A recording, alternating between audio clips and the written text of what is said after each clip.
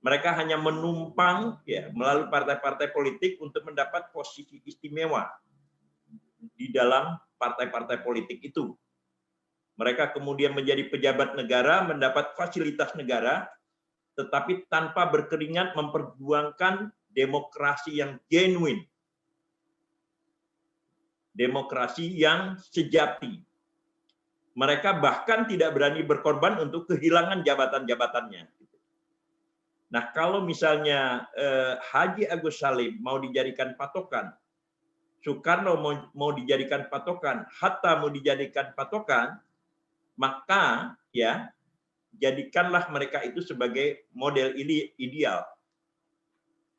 Haji Agus Salim itu sampai dia menjabat ya sebagai pemimpin bank, menjabat ya menteri luar negeri, itu WC-nya itu masih bau karena dia tidak mampu ya membeli rumah. Jadi Haji Agus Salim itu menyewa rumah dan WC-nya masih bau karena rumahnya itu yang disewa ya, bukan yang dia miliki. Yang disewa itu masih sangat-sangat sederhana. Yang kedua Soekarno. Soekarno ketika ditangkap pada 1929 karena mendirikan Partai Nasional Indonesia di penjara, lalu kemudian membuat pidato itu di WC penjara dia di Bance. Tahu Bance nggak? Bance itu adalah penjara di Bandung. Dipenjara oleh rezim kolonial. Lalu kemudian buku-buku dibawa ke ruang penjara yang sempit itu dan dia menulis ya sebuah karya yang sampai sekarang ini masih kita kenang, Indonesia Menggugat. Di dalam pengadilan Soekarno pada 1930 pada waktu itu. Dan ya khazanah pengetahuannya tadi sudah disebut oleh Ketua Umum PAN begitu luar biasa. Bahasa Inggris, bahasa Belanda, bahasa Perancis, termasuk bahasa Jawa. Nah, saya membuat ya pengantar untuk penerbitannya kembali terhadap buku Bung Karno yang ditulis pada 1930 itu, yang sejatinya merupakan ya pembelaan Soekarno di depan pengadilan kolonial pada 1930 di Bandung. Makanya gedungnya yang masih ada di Bandung itu, gedung pengadilan yang masih ada di Bandung itu disebut dengan Gedung Indonesia Menggugat. Oke, Hatta ya itu adalah sarjana ekonomi pertama, lulusan Rotterdam. Dari Rotterdam, namanya Perguruan Tinggi Ekonomi Rotterdam. Dan kemudian justru ya, menggunakan kemampuan dan pengetahuan ekonomi yang ekspansif. Maksud saya ekspansif itu adalah ya sampai pengetahuannya terhadap gagasan-gagasan Marx, gagasan-gagasan kaum sosialis, dan gagasan-gagasan ya ekonomi kerakyatan yang kemudian dikukuhkan di dalam Undang-Undang Dasar 1945 pada pasal 33, yakni ekonomi ya kekayaan-kekayaan yang dimiliki oleh negara itu dimanfaatkan sebesar-besarnya untuk kepentingan rakyat. Jadi Hatta itu menolak sistem gagasan kapitalisme yang bersifat liberal, lalu kemudian menggagas ya koperasi sebagai ya, soko guru dari perekonomian Indonesia. Nah, ketika Hatta pulang, banyak sekali orang memujuk dia. Untuk apa kamu berjuang sesuatu yang tidak mungkin kamu capai? Jadi orang-orang Belanda itu menganggap bahwa Indonesia tidak bakal merdeka. Kamu kan orang yang terdidik pertama di dalam ekonomi. Dari Erasmus Universitas Rotterdam. Kamu kerja pasti hidup kamu enak sekali. Tapi Hatta menolak. Lalu kemudian memilih menderita. Dia ditangkap ya setelah mendirikan Partai Nasional baru, PNI baru namanya. P di situ bukan partai tetapi pendidikan nasional baru. Lalu kemudian diasingkan ke Digul. Setelah itu dipindahkan lagi ke tempat lain. Nah, itu adalah para pemimpin yang berkorban. Walaupun mereka tidak tahu kapan Indonesia itu merdeka. Sebab pada tanggal 16 Agustus 1945, tidak ada orang yang menyangka bahwa Indonesia akan diproklamasikan kemerdekaannya esok harinya pada 17 Agustus 1945. Di dalam beberapa hal, banyak elit Indonesia tidak percaya tentang efektivitas dari proklamasi itu. Mereka menganggap itu proklamasi ecek-ecek. Jadi diceritakan misalnya wartawan senior Rosyan Anwar tidak tahu sama sekali ada proklamasi itu. Karena dia baru bergerak ketika proklamasi itu dibacakan, dia baru bergerak di atas kereta. Dia berada di atas kereta yang bergerak dari Sukabumi menuju ke Jakarta. Dan elit-elit daerah sebagian tidak percaya dengan proklamasi itu. Nah, jadi kemerdekaan Indonesia ketika para pendiri bangsa itu memperjuangkannya itu tetap gelap. Tetap tidak ada yang tahu kapan kemerdekaan itu bisa dicapai. Toh di dalam ketidaktahuan mereka, mereka punya keyakinan bahwa someday, bahwa suatu hari Indonesia itu akan mencapai maksudnya. Disitulah kemudian pada 1942 itu dikaranglah lagu Dari Yakin Ku Teguh. Hafal nggak lagunya itu? Dari yakin ku teguh, hati ikhlasku penuh akan karuniamu. Tanah airku pusaka, Indonesia merdeka, syukur aku sembahkan kehadiran Tuhan. Dan itu tahu nggak siapa yang mengarang itu? Yang mengarang itu adalah Habib Mutahar pada 1942 di masa Jepang. Mutahar sama sekali juga tidak akan membayangkan bahwa suatu saat Indonesia akan merdeka. Artinya 3 tahun setelah lagu itu dibuat, Indonesia merdeka. Tetapi pada waktu itu dia tidak tahu. Nah, inilah yang disebut dengan pengorbanan para pendiri bangsa. Nah, sekarang kalian tinggal dengan menggunakan ya para pemimpin pendiri bangsa itu sebagai model, tinggal kalian evaluasi para pemimpin politik sekarang ini. Duitnya berapa? Mobilnya berapa? Rumahnya besar atau tidak? Jangankan itulah para anggota DPR. Kalian bandingkan sebelum menjadi anggota DPR dan setelah menjadi anggota DPR. Itu menunjukkan ya secara sinisme keuntungan kemerdekaan bagi segelintir orang. Tetapi belum tentu ya keuntungan segelintir orang itu terbagi secara merata kepada seluruh rakyat Indonesia. Nah, jadi kalau kemudian kalian ini berada di dalam sekolah ya politik milenial di bawah Partai Amanat Nasional yang dipimpin oleh Zulkifli Hasan sekarang ini, maka kalian itu harus punya selalu perbandingan-perbandingan. Harus punya model.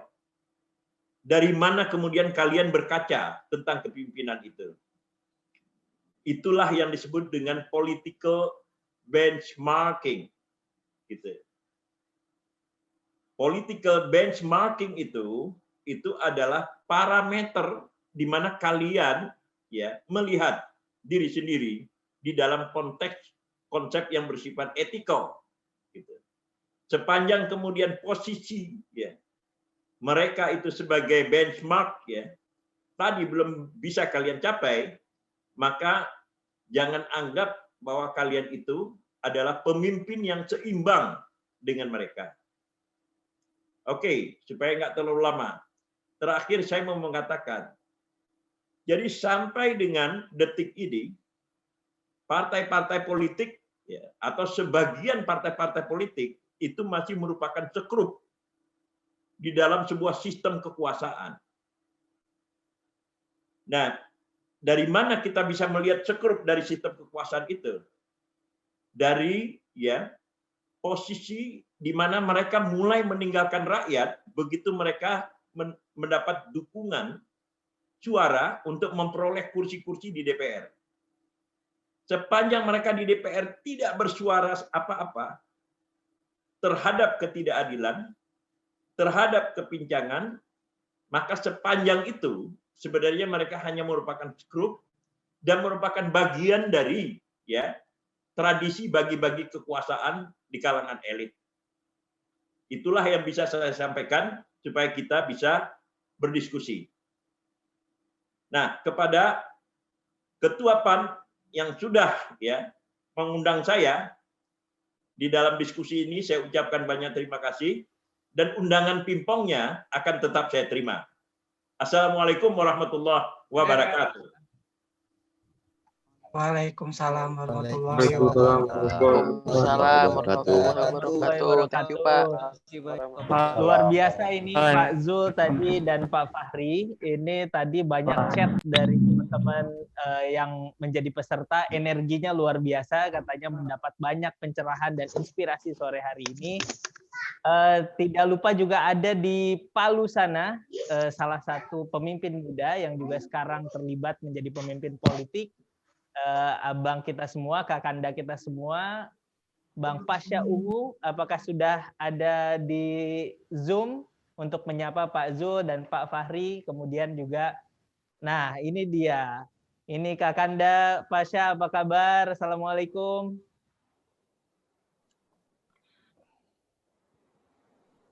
Iya, jadi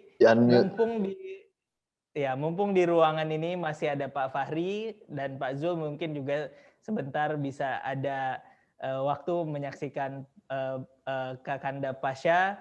Silahkan waktu dan kesempatan diberikan kepada Kakanda Pasha untuk sharing seperti apa sih mengemban amanat besar, kemudian tadi ada banyak model ideal yang disampaikan, tapi juga di sini teman-teman mahasiswa, teman-teman muda menyampaikan dunia sudah berubah, kemudian juga masyarakatnya juga sudah berubah, tentu banyak tantangan di level praktis. Nah, mungkin Kanda Pasha bisa cerita seperti apa pengalamannya dan juga memberikan pencerahan supaya jadi inspirasi buat teman-teman muda yang sedang belajar politik hari ini. Silakan.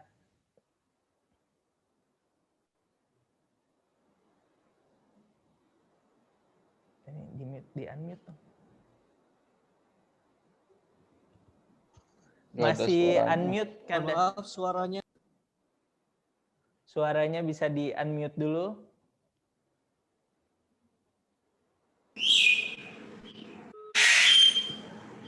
Oke, coba. Belum ada.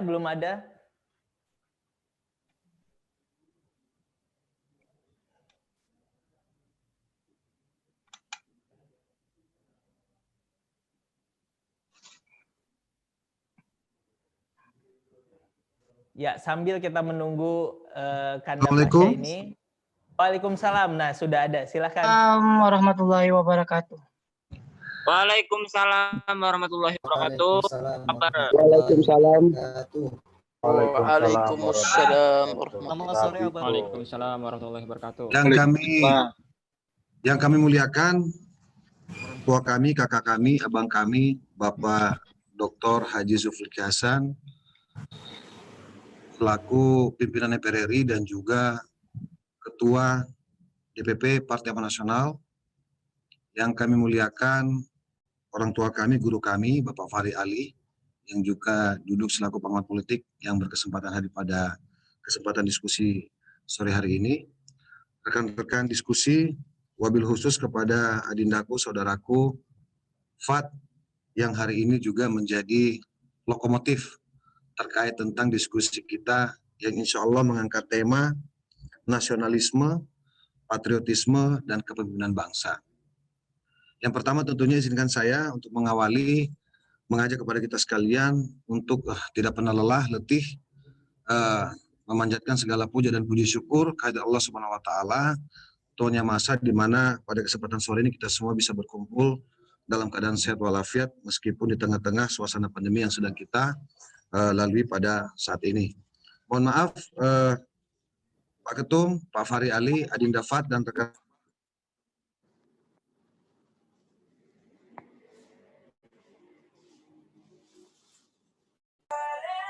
Mute Pak, mute Pak.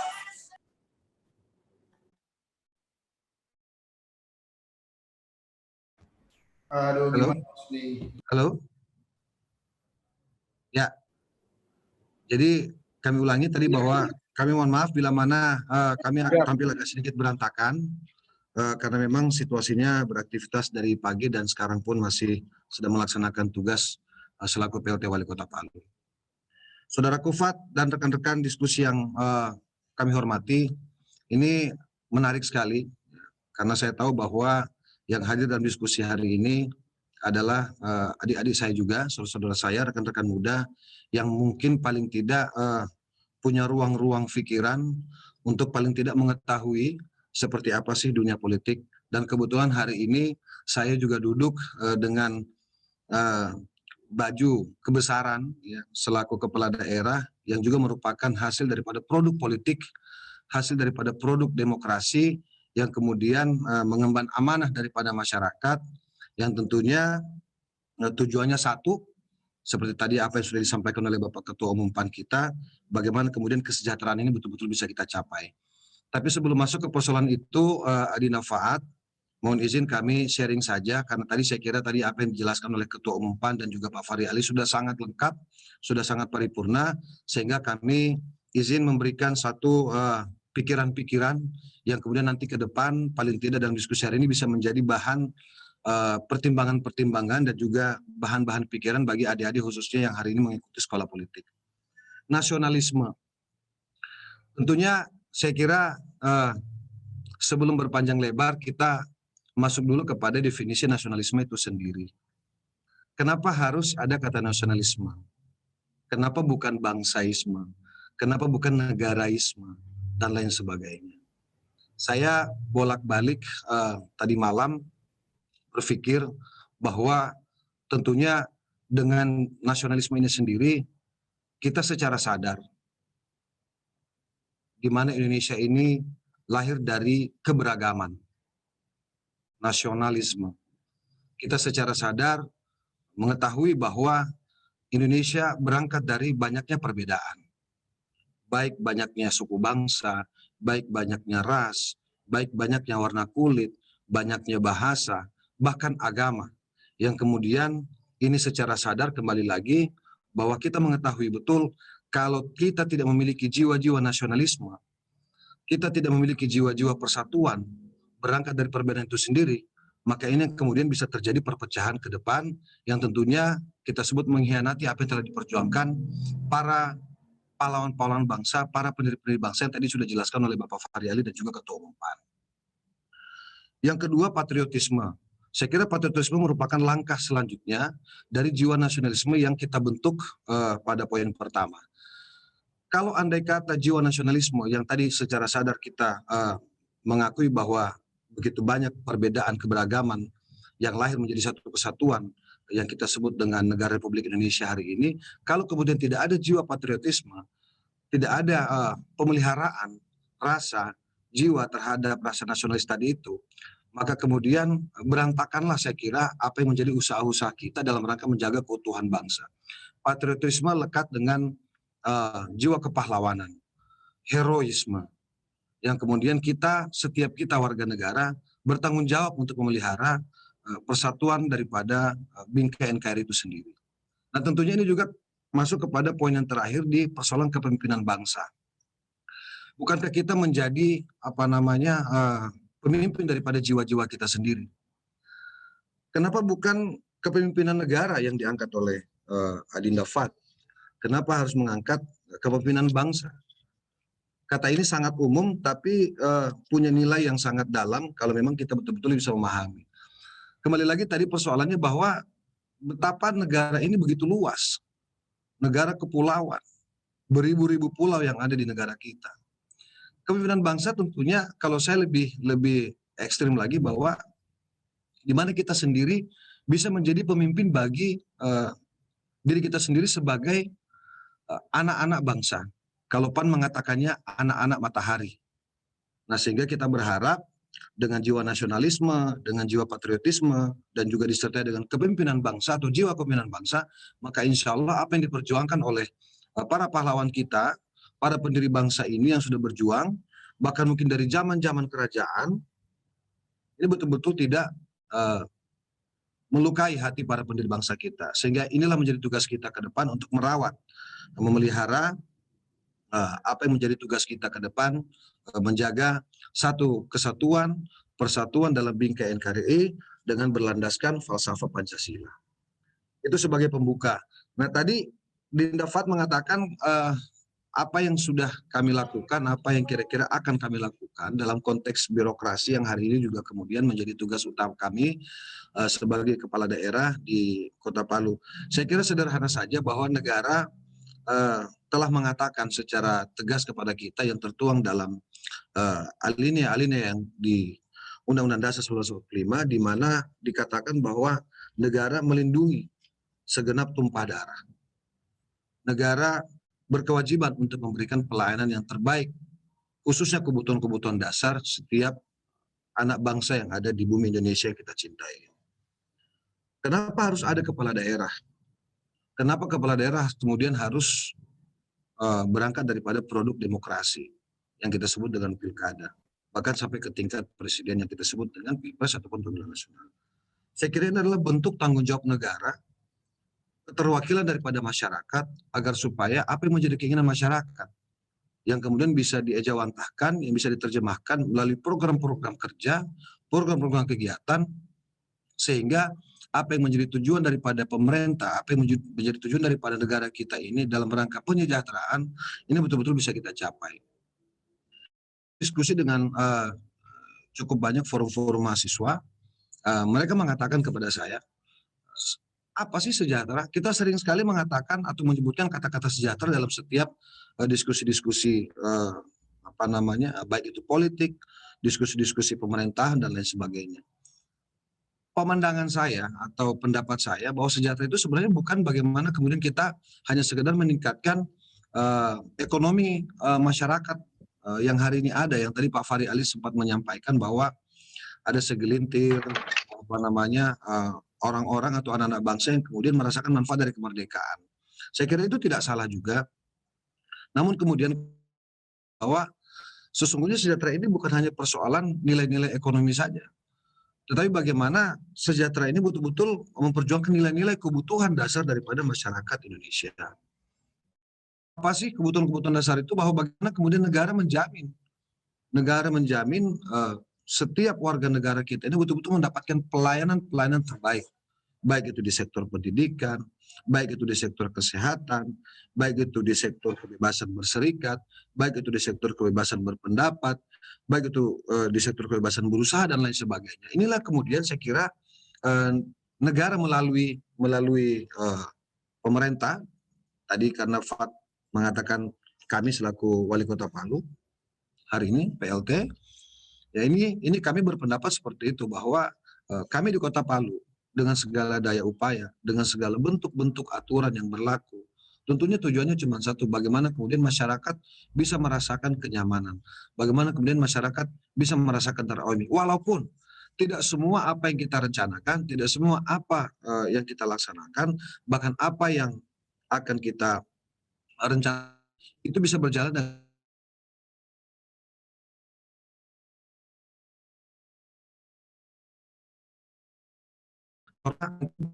mengganggu daripada stabilitas atau arah tujuan daripada pemerintah dalam rangka melaksanakan program pembangunan ke depan di tingkat-tingkat daerah. Nah, olehnya itu Dinda Faat, saya kira hari ini dalam diskusi sekolah politik yang digagas oleh Institut Amanat Nasional ini penting sekali khususnya kepada adik-adik kita yang mungkin paling tidak ke depan punya cita-cita untuk bagaimana get involved atau masuk ke dalam lingkaran-lingkaran yang kita sebut dengan lingkaran politik dalam rangka mencapai suatu posisi kepemimpinan di dalam dunia pemerintahan, di dunia parlemen, ataupun di posisi-posisi strategis lainnya yang kemudian bisa membawa dampak atau pengaruh bagi keberlangsungan pembangunan bangsa kita ke depan. Saya kira Dinda Faat, ini menjadi penting. Hari ini temanya juga sangat penting karena nilai-nilai ini kemudian bisa menjadi di tengah-tengah suasana bangsa kita dengan teknologi yang begitu luar biasa, akses informasi juga begitu terbuka, sehingga terkadang pemerintah justru menjadi terlambat dalam rangka memberikan informasi. Karena justru informasi dari luar lebih cepat datangnya. Nah, ini juga menjadi satu kendala bagi pemerintah hari ini, di mana kemudian masyarakat cenderung lebih percaya pemberitaan yang tidak keluar daripada sumber informasi pemerintah, malah lebih percaya kepada informasi-informasi yang lain. Walaupun memang kami juga mengakui bahwa sekali lagi di era informasi terbuka hari ini, di mana semuanya bisa mengakses segala informasi-informasi yang ada, tidak hanya dunia pemerintahan saja, dunia politik dan lain sebagainya. Bahkan apa yang menjadi berita pemberitaan di luar Indonesia pun sudah terkadang lebih cepat ya, masuk kepada masyarakat dibanding pemerintah memberikan informasi itu lebih dulu. Jadi tantangan kami hari ini Dinda Faat, khususnya di pemerintah daerah, saya kira tinggal bagaimana kita membangun kerjasama, kita membangun kesepahaman bersama seluruh masyarakat, para tokoh, termasuk para pemuka-pemuka agama, agar ke depan dalam pelaksanaan atau program pembangunan di pemerintah daerah ini betul-betul bisa satu suara, bisa sepaham, bisa bergandengan, sehingga waktu yang diberikan kepada kami selaku kepala daerah selama kurang lebih 5 tahun ini betul-betul bisa kita optimalkan dan kita maksimalkan. Saya kira itu Dinda Faat sebagai pembuka sebelum kita masuk kepada diskusi selanjutnya. Terima kasih. Assalamualaikum warahmatullahi wabarakatuh. Waalaikumsalam warahmatullahi wabarakatuh. Terima kasih Kakanda Pasha sudah. Waalaikumsalam. Nah, nanti Waalaikumsalam kita akan warahmatullahi masuk wabarakatuh. ke sesi berikutnya. Ini juga tadi harapan dari Pak Fahri Ali, kemudian juga mudah-mudahan nanti Kakanda Pasha juga masih bisa menjawab beberapa pertanyaan. Siap. Ini ada pertanyaan pertama, saya akan mengundang 2 orang, satu pertanyaan untuk Pak Fahri, satu untuk Kanda Pasha. Satu untuk Pak Fahri saya pilih Abdis Salam. Abdis Salam ini bertanya soal politik dinasti gitu ya. Nanti bisa bertanya ke Pak Fahri, silahkan dinyalakan kameranya sama mic-nya. Sama satu lagi nanti saya mengundang Hartati Kumala Dewi untuk bertanya ke Kanda Pasha. Ada pertanyaan juga tentang nasionalisme dan generasi milenial serta generasi Z. Ini kami pilih, tim Amanat Institute pilih dari kolom chat. Jadi teman-teman bisa menulis nanti agar bisa dipilih oleh tim. Silahkan sekarang saya persilahkan dulu kepada Mas Abdis Salam. Halo Mas Abdis Salam, ada di mana? Ada. Apakah aktif? Nah, silahkan Abdis Salam mulai bertanya. Tadi sudah dituliskan tapi bisa dielaborasi lebih jauh lagi. Silahkan. Ya, baik. Bismillahirrahmanirrahim. Assalamualaikum warahmatullahi wabarakatuh. Saya ingin bertanya kepada Pak Fahri Ali selaku pengamat dari sosial politik. Jadi saya melihat ya Pak, saat ini nih kerap banget kita tuh melihat ada anggota keluarga yang udah ada di dalam suatu perusahaan, tapi dari anggota keluarga yang lain mereka tuh ingin masuk juga menjadi apa ya, kepala daerah kah di suatu daerah, pokoknya dari politik yang berbasis pemilihan umum.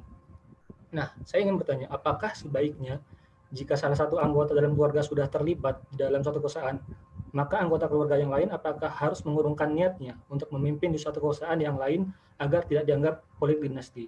Nah, bagaimana sebenarnya kondisi yang ideal dalam etika berdemokrasi tersebut? Terima kasih. Oke, makasih Abdi Salam. Saya undang satu lagi masih pertanyaan buat Pak Fahri Ali, biar 2 pertanyaan sekaligus. Ini Abdullah Asy Abul Huda. Boleh gabung Abdullah Asy Abul Huda. Ini bertanya tentang oligarki politik. Boleh di explore lebih jauh lagi, dielaborasi pertanyaannya. Boleh dinyalain kamera sama mic-nya kalau masih bergabung. Abdullah Asy Abul Huda. Halo? Belum ada?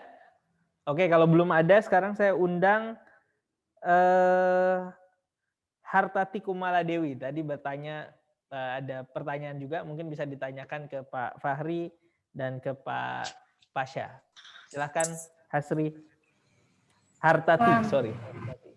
Terima kasih Pak Fat. Sebelumnya perkenalkan, nama saya Hartati. Saya ingin bertanya kepada Bapak Sigit Purnomo. Menurut Bapak, dari umur berapakah rasa nasionalisme itu ditanamkan kepada anak? Karena seiring banyak generasi sekarang, terutama generasi Z, banyak sekali mendambakan negara lain untuk tempat tinggalnya atau tempat mereka bekerja. Terima kasih. Oke, terakhir satu lagi sebelum kita ke Pak Fahri dan Bang Pasha, ini ada satu lagi Haris Muhammad Iqbal. Haris Muhammad Iqbal boleh bertanya kepada dua-duanya nih, Pak Fahri dan Pak Pasha. Silakan Haris.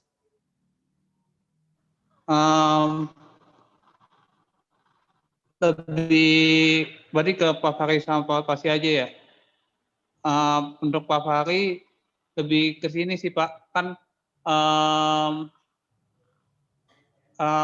tadi kan yang jadi perbandingan kan tokoh Haji Agus Salim kan. Haji Agus Salim itu pada masa lalu itu kan hidupnya sederhana, habis itu ketika dia itu memiliki rumahnya pun WC-nya itu masih bau dan sebagainya macamnya gitu. Nah di sisi lain kan pada saat ini kan DPR itu kan juga ada sistem yang beda pada saat zaman dulu gitu.